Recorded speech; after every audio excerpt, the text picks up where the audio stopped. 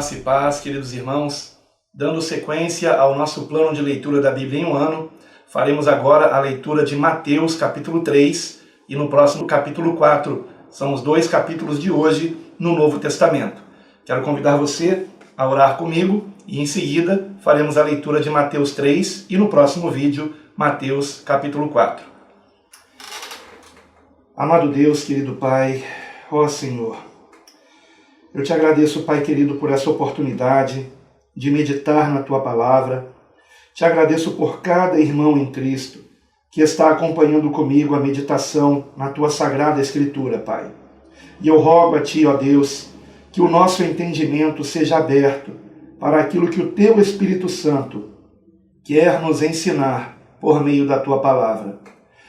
E que, Senhor, essa palavra venha a ser implantada em nosso coração e venhamos dar muito fruto para a Tua glória, Senhor. Tão somente para a Tua glória.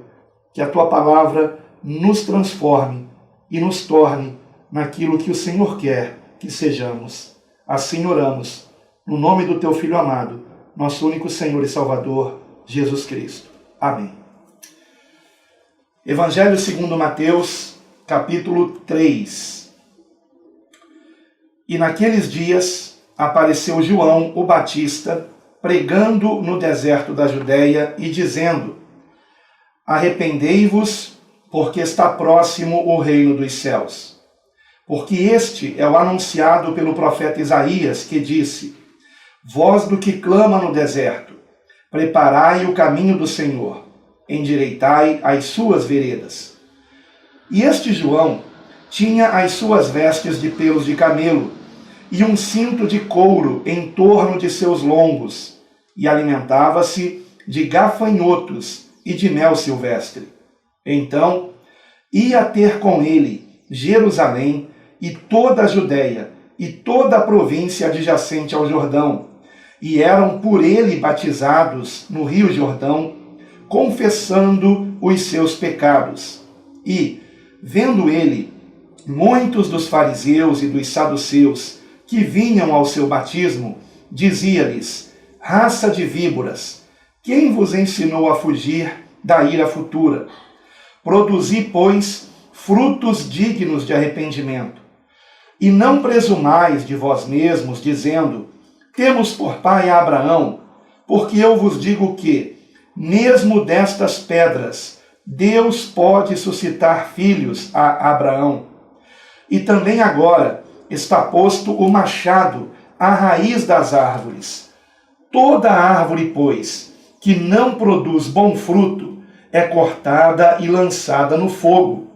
E eu, em verdade, vos batizo com água para o arrependimento, mas aquele que vem após mim é mais poderoso do que eu, cujas sandálias não sou digno de levar.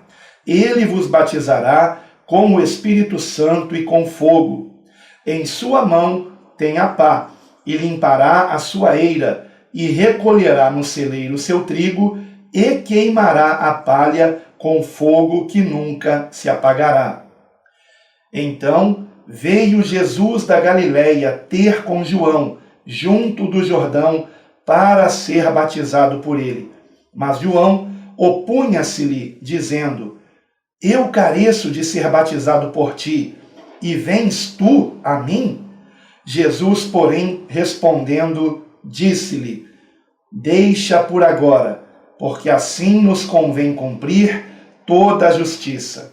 Então ele o permitiu. E, sendo Jesus batizado, subiu logo da água. E eis que se lhe abriram os céus, e viu o Espírito de Deus descendo como pomba e vindo sobre ele. E eis que uma voz dos céus dizia: Este é o meu Filho amado, em quem me comprazo. Que leitura maravilhosa! Nós temos aqui muito a ser dito, temos muitas lições aqui nesse capítulo 3 de Mateus, e eu só não vou me aprofundar em todos os pontos aqui, porque alguns desses pontos, evidentemente, serão repetidos ao longo da leitura de Mateus, e para que esse vídeo não fique muito comprido, eu tentarei ser o mais objetivo possível. Então, vamos lá. Logo no início, no versículo 1 de Mateus, capítulo 3, nós encontramos que apareceu João, o Batista, pregando no deserto da Judéia. Este o Batista, isto não era o sobrenome de João, era um título que João recebeu, digamos assim, um apelido que ele recebeu e que diz respeito ao que ele fazia. Ele batizava os judeus que iam até ele, que pregava no deserto da Judéia, junto ao rio Jordão, que era o principal rio que cortava toda aquela região. E eu quero aqui falar a respeito de algumas palavras, como por exemplo, o termo traduzido como pregando. O que isto significa? Pregando é um termo que em grego é kerusso, e pela primeira vez ele aparece aqui no Novo Testamento, em Mateus 3, versículo 1, e que significa proclamar algo publicamente. E, na maioria das vezes, uma proclamação em nome de alguém. Então, João Batista estava aqui em nome de Deus, cumprindo uma missão que ele havia recebido do Senhor, do nosso Deus, para pregar o batismo de arrependimento de pecados. Agora, o que significa esta palavra batismo? É algo muito importante também que nós precisamos entender, que significa mergulhar, imergir. Eu anotei isso aqui na minha Bíblia. Batismo, né, em grego é baptizo, e significa imergir, submergir, afundar. Então é uma palavra que necessariamente nos remete à água, nos remete a submergirmos em algo líquido, né? Então, imergir, submergir, afundar é o que significa a palavra batismo. Então, portanto, João o Batista, é importante entendermos que este termo aqui, Batista, ele foi transliterado do grego e significava literalmente João, o, digamos, mergulhista, aquele que mergulhava as pessoas, aquele que as submergia na água. E o termo batismo significa literalmente imergir, mergulhar, submergir, estar completamente imerso em algum local, obviamente líquido, né? Então, eu considero muito importante essa análise dos termos no grego. E para que você possa se aprofundar nisso, caso você queira, eu quero sugerir esta Bíblia aqui de estudo, que é a Bíblia de Estudo Palavras-Chave do grego e do hebraico. Não estou ganhando absolutamente nada para falar sobre estas Bíblias que eu menciono aqui, ou qualquer outro livro. Não se trata de merchandising, mas eu estou aqui compartilhando alguns recursos que ao longo dos anos eu fui adquirindo. São livros caros, uma Bíblia como essa está mais de R$100, infelizmente, mas vale a pena o investimento. Então eu já mencionei aqui, por exemplo, a Bíblia Defesa da Fé, já mencionei a Bíblia Apologética de Estudo, e agora estou mencionando essa Bíblia aqui, que é a Bíblia de Estudo Palavras-Chave Hebraico e Grego, onde nós encontramos alguns termos chave em grego ou hebraico, no caso hebraico se for o Antigo Testamento e grego sendo o Novo Testamento, encontramos tais palavras sublinhadas, como aqui, por exemplo, eu não sei se você vai conseguir ver, aqui a palavra arrependei-vos está sublinhada, né? E por que isso? Porque esta palavra tem um número aqui em cima, talvez você consiga ver comigo, é o número 3.340, que vai nos remeter à segunda parte desta Bíblia, que está aqui, que é o dicionário hebraico do Antigo Testamento, e no caso depois a segunda parte é o dicionário grego de James Strong, né? Ou simplesmente o dicionário de Strong, que certamente você já me viu, você que me conhece há bastante tempo, você já me viu falar a respeito desse dicionário que traduz o hebraico do Antigo Testamento e o grego do Novo Testamento no sentido do que aquela palavra significava naquela época. Então é muito importante nós compreendermos isso, porque com o passar dos séculos, muitas palavras elas foram mudando de sentido, elas foram adquirindo um novo sentido que não era exatamente o sentido daquela palavra para aqueles que ouviam há 2000 anos atrás. Então eu considero importantíssimo fazermos esse estudo das palavras do grego para o Novo Testamento e, no caso do Antigo Testamento, do hebraico para o português, né? Vamos lá então prosseguir aqui com alguns detalhes que eu quero mencionar para vocês. Então aparece João Batista, né, pregando no deserto da Judéia e dizendo: arrependei-vos. O que significa esta palavra arrependei-vos? Muito bem, se você preferir, né, eu tenho uma outra alternativa, caso você não possa comprar uma Bíblia como essa, que é um aplicativo chamado My Bible, e eu espero que este vídeo, ficando na internet por muitos anos, se é que teremos ainda muitos anos internet por muito tempo, eu espero que esse aplicativo continue sendo gratuito e que você possa baixar os seus recursos. E eu já gravei um vídeo, na verdade dois, um deles no canal do Projeto Quero Congregar, e o outro vídeo está aqui mesmo, ou no canal Alan Capriles, agora estou em dúvida, mas eu vou colocar aqui o link do vídeo que está no canal do Projeto Quero Congregar, porque lá está com a possibilidade de você assistir no seu celular e acompanhar com o tamanho real da tela do celular como que é feita a instalação deste aplicativo e como você baixar no caso aqui, como é o nome que se dá, os módulos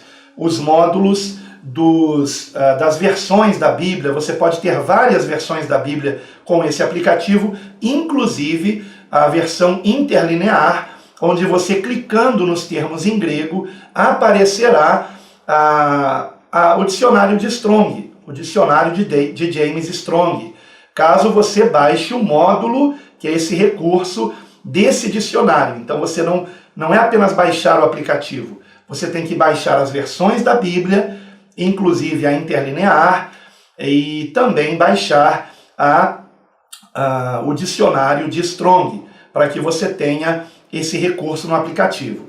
E com esse aplicativo, e no caso a Bíblia interlinear, que eu vou mostrar para você aqui agora, você está vendo aqui a tela de Mateus 3, ok? E você está vendo palavras em português e do lado os termos em grego. E clicando no termo em grego, como por exemplo aqui, vou clicar em arrependei-vos, vou tentar fazer isso com você enxergando aqui, ok? Eu vou clicar aqui no versículo 2, em arrependei-vos, tem que clicar 2 vezes rápido. Pronto, cliquei, aí apareceu aqui embaixo o que significa essa palavra no grego, metaneo. E o que significa metaneo? Mudança de mente, mudar a nossa mente, mudança de mente, metanoio, melhor dizendo, metanoio, meta de mudar e noio de mente, ou pensamento, ou entendimento. Então, arrependimento não é remorso, arrependimento é uma decisão de nós mudarmos a nossa conduta, através da mudança, obviamente, da nossa mente, das nossas intenções, das nossas motivações, dos nossos propósitos. É mudarmos de direção. Se estávamos no caminho do pecado, agora estamos no caminho da santidade, para a glória de Deus. E, então, essa era a pregação de João Batista. Arrependei-vos, mudem de mente, abandonem o pecado. Por quê? Porque está próximo o reino dos céus. Está próximo o reino dos céus. E diz aqui o texto que João Batista, ele era aquele que foi anunciado pelo profeta Isaías. Ou seja, João Batista veio para preparar o caminho do Senhor. Ele foi o precursor de Cristo. Ele veio antes de Cristo, imediatamente antes, preparando o caminho para a chegada do Senhor. E o versículo 5 diz que ia ter com ele, com esta figura que não era nada atrativa, porque o versículo 4 diz que ele se vestia com vestes de pelos de camelo, então não usava roupas suntuosas, né? Era uma figura bem rústica, se vestia de pelos de camelo e um cinto de couro em torno dos seus lombos, e alimentava-se de gafanhotos e de mel silvestre. No entanto, vejam que maravilhoso, ia ter com ele Jerusalém e toda a Judéia e toda a província adjacente ao Jordão. Portanto, João Batista não fazia propaganda de si mesmo, muito pelo contrário, ele se vestia de um modo nada atrativo, ele se alimentava de gafanhotos e mel silvestre, era uma figura que provavelmente ninguém, por conta dessas características, iria procurá-lo. No entanto, a sua pregação vinha com a unção do Espírito Santo de Deus, e isto fazia com que João Batista, mesmo não fazendo propaganda de si mesmo e estando no deserto, fosse procurado por toda a Judéia e também por toda Jerusalém, Judéia e província adjacente ao Jordão. E qual era a mensagem de João Batista? Não era uma mensagem agradável de se ouvir. Ele chamava os judeus a se arrependerem dos seus pecados, confessando seus pecados publicamente, como nós vemos aqui no versículo 6, que eles eram batizados no Rio Jordão, confessando os seus pecados. Então, mesmo assim, a pregação dele sendo desta forma, atraía os judeus. Agora, o que significa o batismo em si?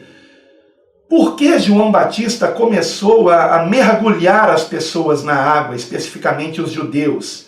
E por que os judeus iam ter com ele para serem mergulhados na água? Eu considero que é muito importante entendermos que o batismo, a prática do mergulho na água, não era uma novidade para os judeus. Era algo já praticado no chamado proselitismo, a respeito do qual nós vamos examinar na leitura de um trecho deste livro aqui, que eu indico para pastores, é o livro Ministério Pastoral, de John MacArthur Jr., e Redescobrindo o Ministério Pastoral, melhor dizendo, e eu tenho esse livro aqui desde março do ano 2000. Eu tenho esse livro há 20 anos. Foi uma das minhas primeiras aquisições, que é a respeito do ministério pastoral.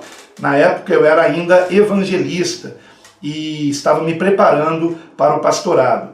E então na página 401 desse livro, no capítulo Observando as Ordenanças, nós encontramos o seguinte: ouça com bastante atenção, porque vai edificar muito você. Que é batismo? Do ponto de vista físico, o batismo é uma cerimônia pela qual a pessoa é imersa, mergulhada ou submergida na água. Há dois verbos no Novo Testamento que descrevem essa realidade: bapto e baptizo, em grego. Eles só ocorrem 4 vezes. A palavra sempre significa mergulhar, como imergir um pedaço de pano na tinta. Baptizo é uma forma intensiva de bapto. Essa palavra é empregada várias vezes no Novo Testamento e sempre significa mergulhar completamente ou até afogar. Ou seja, o verbo se repete apenas 4 vezes, mas como substantivo várias vezes no Novo Testamento. Outra nota técnica importante é que bapto e baptizo nunca são usados na voz passiva.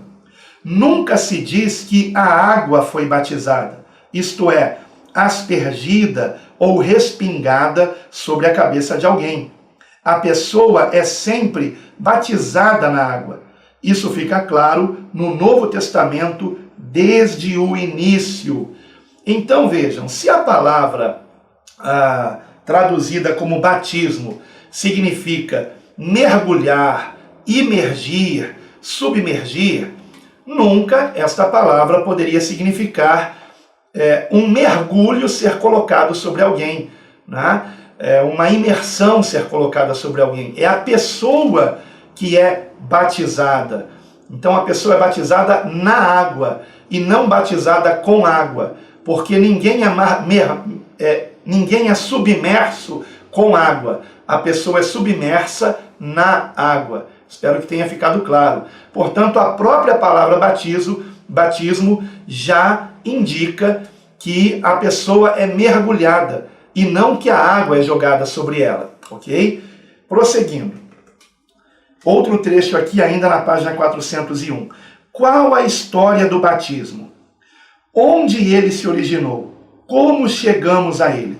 Preste bastante atenção, isso é muito interessante. E poucos livros revelam isso. O batismo começou nos tempos do Antigo Testamento. O povo de Israel havia recebido as leis, as promessas, os profetas e as alianças de Deus. Eles cultuavam o Deus verdadeiro. Algumas pessoas das chamadas nações gentias reconheciam isso e queriam se identificar com Israel, de modo a poder adorar o Deus verdadeiro corretamente. Elas queriam tornar-se judias, não racialmente, pois isso seria impossível, mas religiosa ou espiritualmente. O sistema que lhes permitia fazer isso era chamado cerimônia de proselitismo. Esta continha 3 partes: circuncisão, sacrifício de animais e batismo, ou seja, uma imersão na água. O batismo implicava ser imerso na água.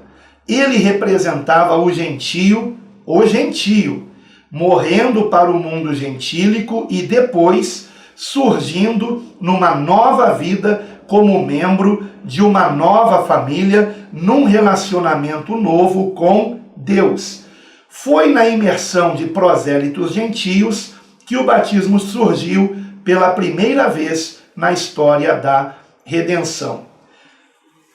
Ou seja, o batismo já era conhecido dos judeus antes mesmo de João Batista ter nascido, porque fazia parte de uma cerimônia chamada de proselitismo, que continha 3 partes, e a terceira e última parte, que fechava, digamos assim, a cerimônia, que sacramentava a cerimônia, que selava a cerimônia do gentio se tornando um praticante do judaísmo, né? Ele não poderia ser um judeu sanguíneo, um judeu na carne, mas ele se tornava um judeu por ele estar praticando o judaísmo e adorando o mesmo Deus, que é o único e verdadeiro Deus que se revelou primeiramente aos judeus. Então, por meio do batismo, era selada a entrada do gentio que se arrependia do paganismo, se arrependia dos falsos deuses que ele servia e se convertia ao verdadeiro Deus revelado a Abraão. Então, o modo como os gentios se tornavam judeus era, em última análise, por meio do batismo nas águas. Daí aparece João Batista pregando uma novidade, pregando que não apenas os gentios precisavam ser batizados para se tornarem participantes do povo de Deus, mas os próprios judeus precisavam também ser batizados porque estavam longe de Deus e precisavam se arrepender dos seus pecados e precisavam fazer isso rápido, porque o reino de Deus estava próximo. E a chegada desse reino de Deus veio com a chegada de quem? Do Filho de Deus, Jesus Cristo. Porque essa palavra reino, veremos isso mais adiante, significa não apenas o reino, mas significa também o governo. O termo traduzido como reino significa governo, reinado, e não há reinado sem o rei. E chega então o Rei dos Reis, que é Jesus Cristo. E por isso João Batista dizia, está próximo o reino de Deus. Ou seja, a chegada do rei está muito próxima. Então, este Rei dos Reis é Jesus Cristo. Então, o que eu tinha aqui, primeiramente, para falar a respeito desse capítulo é isto. Eu gostaria agora de comentar o versículo 8, que é João Batista dizendo aos religiosos, fariseus e saduceus, que confiavam em si mesmos, nas suas próprias justiças para a salvação, e eram orgulhosos, soberbos. João Batista disse a eles, raça de víboras, quem vos ensinou a fugir da ira futura ou da ira vindoura? Produzi, pois, frutos dignos de arrependimento. O que João Batista quis dizer com produzir fruto digno de arrependimento? Que não bastava alguém ser batizado nas águas. Se interiormente esta pessoa não se arrependesse de todo o coração, desejando de fato uma novidade de vida.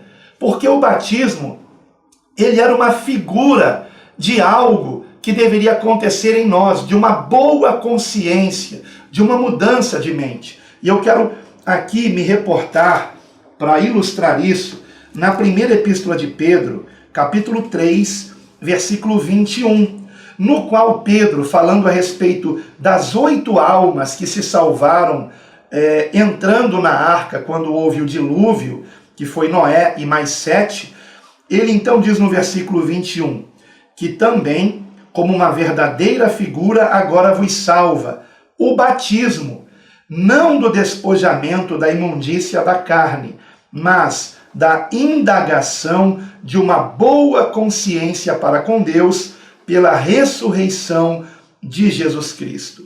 Então, no batismo, a pessoa é mergulhada na água e depois é retirada da água.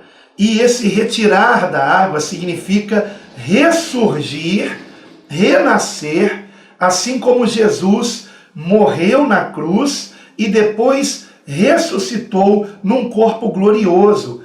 E da mesma forma, nós no batismo estamos com isto simbolizando a nossa morte para esse mundo, a nossa morte para o pecado, a nossa morte para a carne, para que não mais sejamos guiados pela carne. Nós ainda, depois do batismo, não estamos despojados do corpo carnal, mas agora queremos ser guiados pelo Espírito.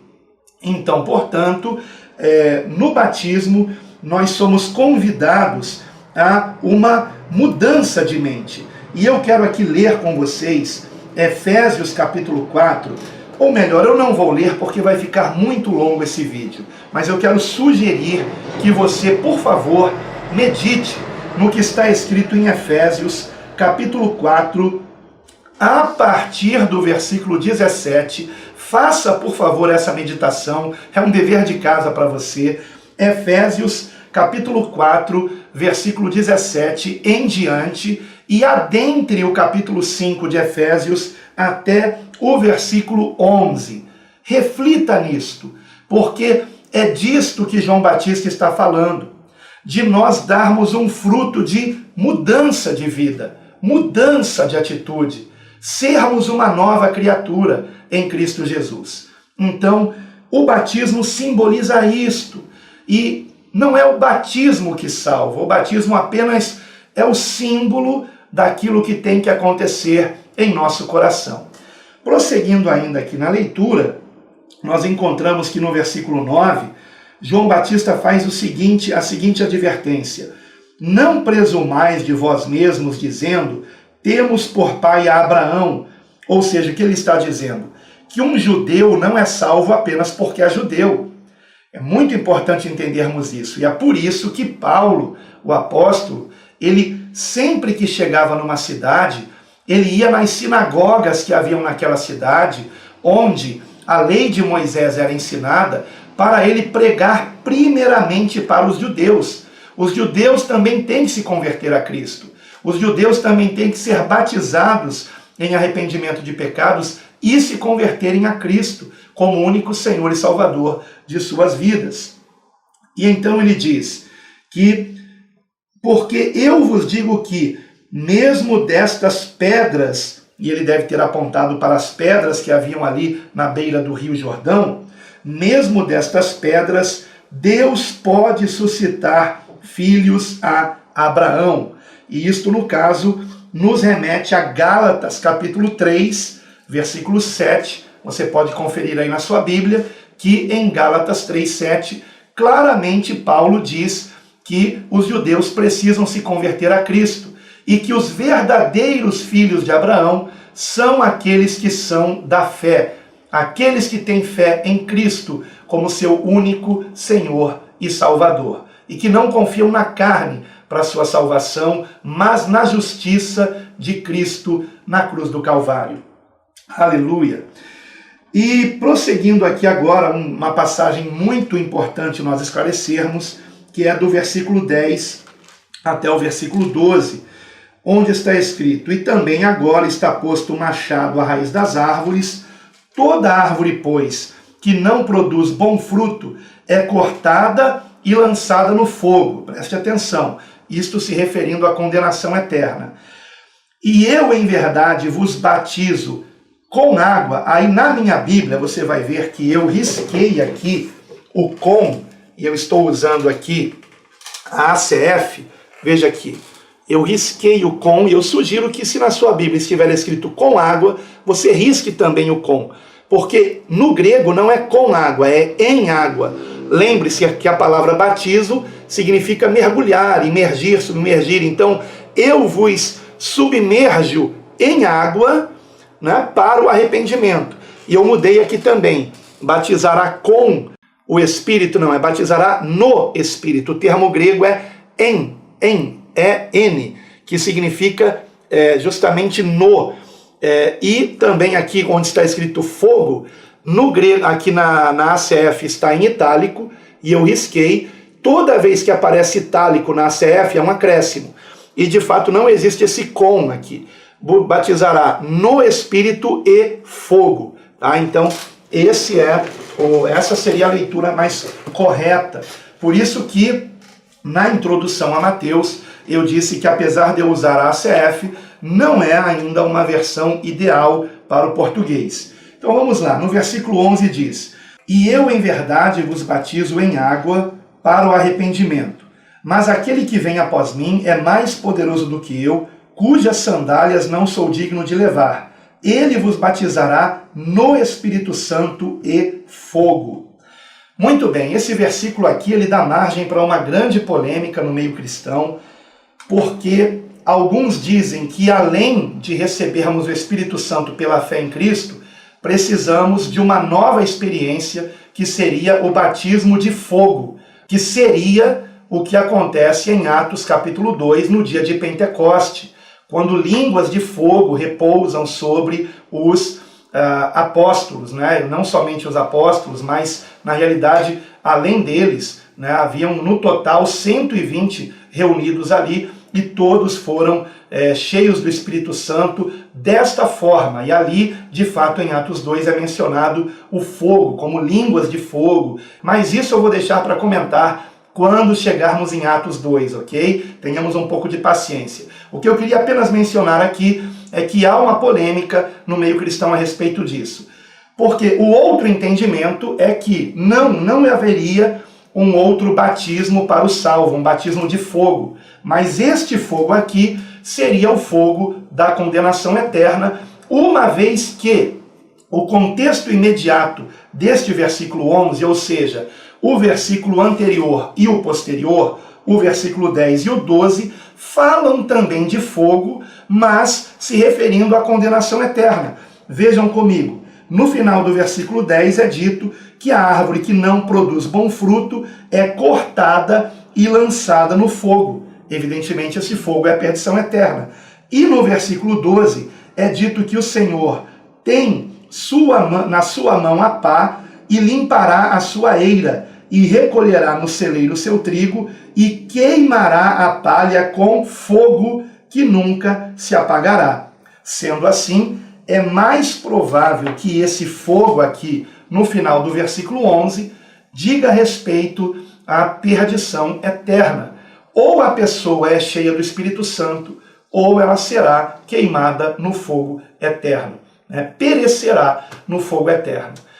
E o fogo é eterno. Agora, se a condenação, se o sofrimento será eterno, essa é outra controvérsia a respeito da qual eu pretendo falar mais adiante. E finalmente temos o último trecho aqui, do versículo 13 a 17, no qual nós aprendemos na prática a grandeza de João Batista, e que nós temos que nos espelhar nele nesse ponto aqui, na verdade em tudo, né? Ele foi realmente, como o próprio Senhor Jesus disse, dos nascidos de mulher, o maior de todos os profetas, mas aquele que for o menor no reino dos céus será maior do que ele. Em que sentido ser o menor no reino dos céus? Ou seja, diminuirmos como João Batista também se autodiminuiu quando ele conheceu a Cristo como o Messias. Quando ele percebeu que Jesus era o Messias, o que foi que ele disse a Jesus? Versículo 14, eu careço de ser batizado por ti, e tu vens a mim. E ele já tinha dito que ele não era digno de desatar a correia das sandálias do Senhor, né? Então, nós vemos aqui como João Batista diminuiu, como ele se humilhou perante o Senhor, nos dando essa grande lição de humildade. E o próprio Senhor Jesus, ele também se humilhou. E ele quis ser batizado por João Batista, versículo 19, dizendo, deixa agora, porque assim nos convém cumprir toda a justiça.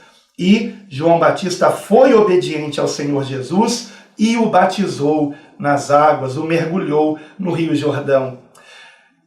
Nós temos aqui a grande lição da humildade, tanto por parte de João Batista, quanto por parte do Senhor Jesus, que mesmo sendo aquele que nos batiza no Espírito Santo, permitiu ser batizado, quis ser batizado por João Batista, nos ensinando que também devemos fazer o mesmo, devemos nos humilhar, e Jesus, mesmo não tendo nenhum pecado, ele foi batizado para nos dar exemplo de que temos que nos arrepender de nossos pecados, sermos também batizados, lembrando que não é o batismo que nos salva, mas todo aquele que crê desejará ser batizado em obediência ao Senhor.